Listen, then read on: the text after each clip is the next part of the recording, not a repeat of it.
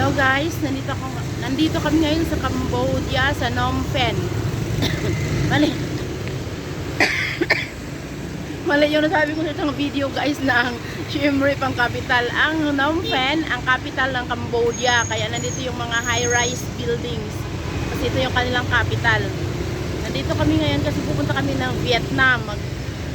Dumating kami dito kanina. Galing kaming Siem Reap.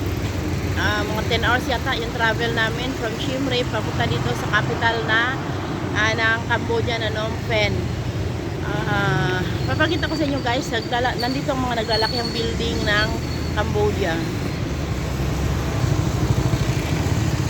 Yan. Kasi nga nandito ang capital. Mali yung sinabi ko sa nauna kong video ng Siem Reap ay capital ng Cambodia. Ang Siem Reap ay isa lamang sa mga probinsya ng Cambodia. Dahil nga nag-bus kami mula sa Thailand, kaya yun ang malapit sa Thailand. Ang probinsya na yun ng Siem Reap. Dahil palabas na kami ng Cambodia, nandito kami ngayon sa kanilang capital, ang Phnom Penh. Nag-order ako ng food, nag-take out lang ako. Dahil nga, time na. Natulog kasi ako ulit, kaya ako lang mag-isa nag-order ng food. Pabalik na ako guys sa bus station.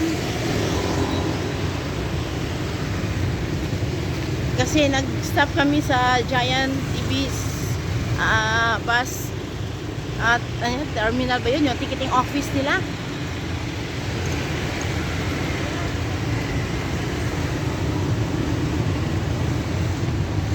Buti na lang tinawag ako ni Ma'am Maricon.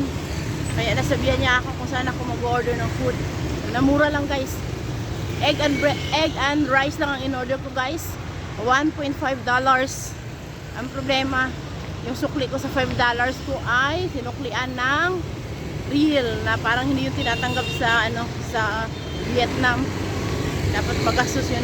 Basta yung real nga kahapon, bilhin ko na yung 1,000 real sa driver ng tuk-tuk, ibigay kong tip kasi nga wala na yung halaga dito dun sa pero ngayon meron na naman ako ulit reel 10,000.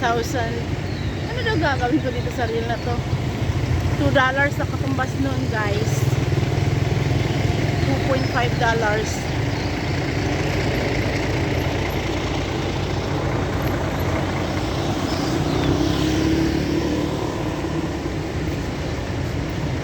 Ito na yata guys yung bus na sasakyan namin papunta sa immigration. Pupunta muna kami sa immigration.